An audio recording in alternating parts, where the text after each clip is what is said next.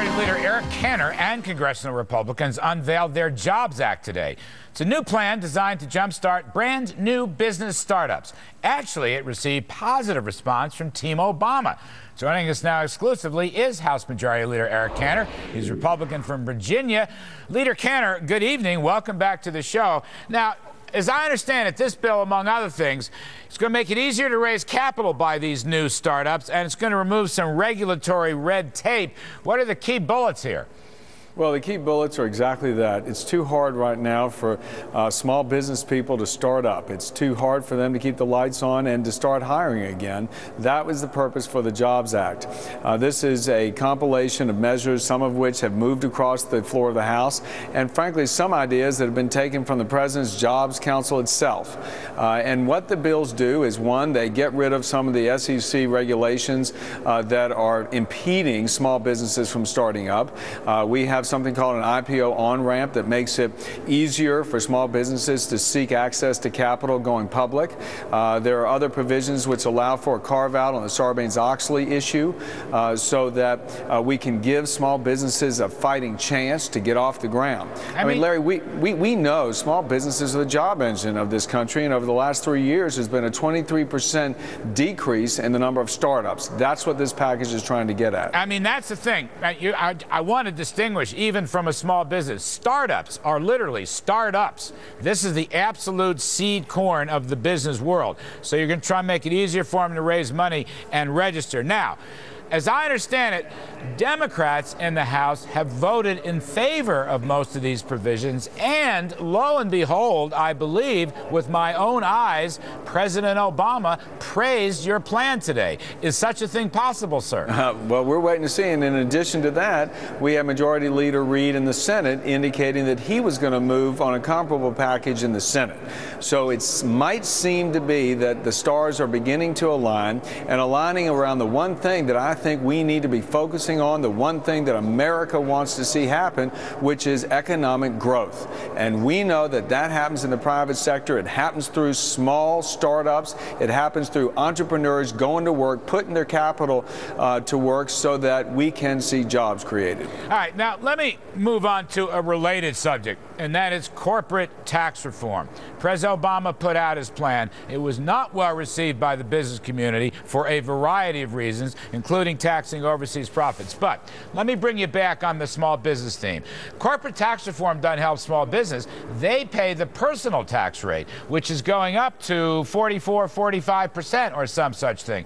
Can you help small business, the ones that are already established, their LLCs, their C Corps, their S Corps rather, their pass-throughs? You got something up your sleeve to reduce the tax burden on those small businesses? We do, and we're working on a bill coming down the pike around tax day, which will give small business owners a 20% tax cut. And as you rightly say, Larry, most of the small businesses in this country are subchapter S, LLCs, the pass-through entities, taxed at the individual level. But what our bill says is we don't care if you are a pass-through or you are a C Corp.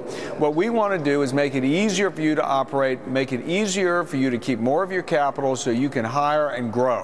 And this is a pro-growth measure, and because there's such a divide on overall tax reform, which all of us want to see happen, Larry, we're trying to say at least give small business owners a break. And so our bill will provide for a 20% tax cut for small businesses. And is this sort of on the way to tax reform? In other words, if you can't get a big bang tax reform package, you're going to try to pass this 20% small business tax cut. And is there any help on the other side of the aisle for that? Well, we sure hope so. Just like we're seeing indications of help for the Jobs Act, we do think that we can get bipartisan support to give small business owners a tax cut. And you're right, Larry. We do need to go about big tax reform, comprehensive tax reform, bring down the rates, broaden the base, get rid of the preferences, get Washington out of the business of picking winners and losers and allocating capital so we can grow the economy. But we know we've seen over the last year there's a lot of difficulty in bringing the two sides together. So what we're trying to to do is find commonality on very growth-oriented measures aimed at startups and at small businesses, the backbone of growth in this economy. One of the things that's troublesome is that the whole tax code kind of blows up around the first of the year in January 2013. The Bush tax cuts expire, the payroll tax cut expires, all the business tax credits expire. I mean, it's like you're going to have to do a thorough rewrite of the tax code. Will you and the leadership be proposing tax reform ideas between now and then as we move into a very delicate season that could be very discouraging for the economy and the stock market? We are, and Chairman Dave Camp of the Ways and Means Committee is hard at work formulating what our tax reform looks like. He's already put out a white paper having to do with the multinationals that are based here in America and allowing them some territorial-based advantage so that they can be competitive as they operate abroad. And we do intend to continue in the theme of overall tax reform so that when we get to the point at which everything will change and we'll have the largest tax hike on businesses and individuals in American history, that we can avoid it. In the meantime, what we want to do is bring people together. Maybe we can get some wins under our belt. Let's pass this Jobs Act and help startups. Let's pass a small business tax cut bill giving individuals and businesses a 20% tax cut if they're involved in a small business. That seems to be a simple kind of step forward so that we can accomplish what you're talking about, affecting real tax reform so that we can grow this economy. All right, sir, we appreciate it.